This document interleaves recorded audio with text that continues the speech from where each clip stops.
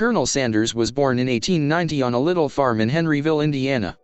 His father, Wilbert Sanders, died only 5 years later, forcing his mother to take work at a local tomato canning factory and sewing for nearby families, often away for days at a time.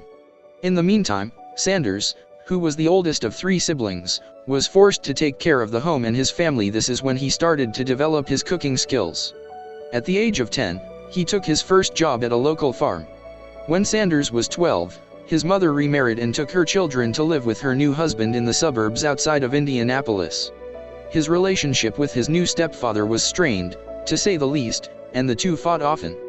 Finally, at the age of 13, things came to a head at home and Sanders was sent back to Clark County, where the family had first lived. Colonel Sanders had a hard time holding down a job. Colonel Sanders soon scored a job working on a farm in Greenwood, Indiana, earning $10 to $15 a month, plus room and board, feeding animals and performing odd jobs. Around this time, Sanders, who'd been balancing his farm work with a full-time education, dropped out of school, only completing the 6th grade. He'd one day claim that, "Algebra's what drove me off." At 16, he faked his age to enlist in the United States Army. After being honorably discharged a year later, he got hired by the railway as a laborer. However, he got fired for fighting with a co-worker. While he worked for the railway, he studied law until he ruined his legal career by getting into another fight. Sanders was forced to move back in with his mom and get a job selling life insurance. And guess what? He got fired for insubordination. As well as working as a streetcar conductor, a railroad fireman, a secretary, a tire salesman, a ferry operator, a lawyer, and even a brief stint as a midwife. But this guy wouldn't give up. Colonel Sanders' own family life was often tumultuous and occasionally fraught with tragedy. In 1908, he married Josephine King, a woman with whom he had 3 children, Margaret, Harlan Jr., and Mildred. His inability to hold down a job soon proved troublesome at home, however, and Josephine wound up leaving him for a short time and taking the children with her because of his career woes. They divorced in 1947. In 1949, he married a woman named Claudia Leddington, who he would remain with until his death in 1980. It wasn't until age 40 that he began selling chicken dishes in a service station. As he began to advertise his food, an argument with a competitor resulted in a deadly shootout. 4 years later, he bought a motel which burned to the ground along with his restaurant. Yet this determined man rebuilt and ran a new motel until he struck by 2 blows of bad luck in rapid succession. The first came when the highway junction situated in front of his restaurant was moved to another location, effectively putting an end to the busy traffic which regularly passed by and provided him with customers. That alone would be enough to put a major dent in his business, but next came the announcement of a brand new interstate highway which was to be built on a location which bypassed the restaurant by 7 miles. It became clear that Sanders and his restaurant were about to be left in the dirt. Sensing the end was near, Sanders auctioned off the site of his restaurant in 1956, and he took a loss on the sale. With no income, he was forced to scrape by a living on his savings, the proceeds of the auction, and his Social Security check of $105 per month. After a brief and tantalizing flirtation with success, Colonel Sanders was back to square one. He started traveling by car to different restaurants and cooked his fried chicken on the spot for restaurant owners. If the owner liked the chicken, they would enter into a handshake agreement to sell the Colonel's chicken. Legend has it that Colonel Sanders heard 1009 no before he heard his first yes.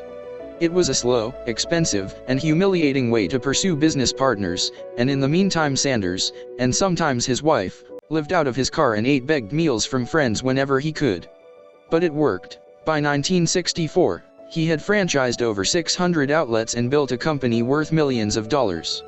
Although, at that time there weren't actually any Kentucky Fried Chicken locations, only restaurants that sold their chicken.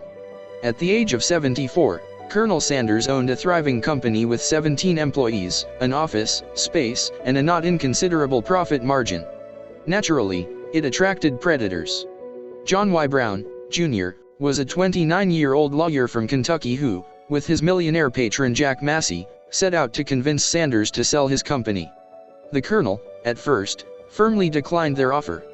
Brown and Massey then spent weeks attempting to persuade Sanders into changing his mind, and in the end they convinced Colonel to give in to their offer of $2 million. In 1971, Brown sold the company to Hubline Incorporated, and Colonel Sanders became discontented with the direction KFC was taking, the company moved its headquarters to Tennessee, began charging a franchise fee for its outlets and took a percentage of sales rather than Sanders' preferred rate of a nickel per chicken. Eventually, Sanders chose to open a new restaurant which he named Colonel Sanders Dinner House. KFC posited that they owned the rights to his name and threatened legal action. He renamed his eatery to the Colonel's Ladies Dinner House, but KFC insisted they owned the rights to the word Colonel. Sanders then decided to sue the company he began for $122 million. KFC responded by suing him for trademark infringement. They settled in 1975 and the terms have not been disclosed. Despite his troubled relationship with KFC, Colonel Sanders continued to work for the company for the rest of his life. He continued to tour the country on KFC's behalf and, for the last 2 decades of his life, was never seen in public wearing anything but his iconic white suit. In his later years, he also found religion occasionally appearing on evangelical Christian television shows and donated much of his wealth to charities, such as the Salvation Army. On December 16, 1980, Sanders died of leukemia at the age of 90. His body was ordered to lay in state at the Kentucky State Capitol, before he was buried in Louisville, Kentucky. After the death of Colonel Sanders, KFC became one of the US's leading fast food brands, opened up thousands of restaurants across the world and, in the fourth quarter of 2017, enjoyed a net income of $436 million. According to Forbes, the brand is valued at $8.5 billion and places 86th on their World's Most Valuable Brands 2019 list.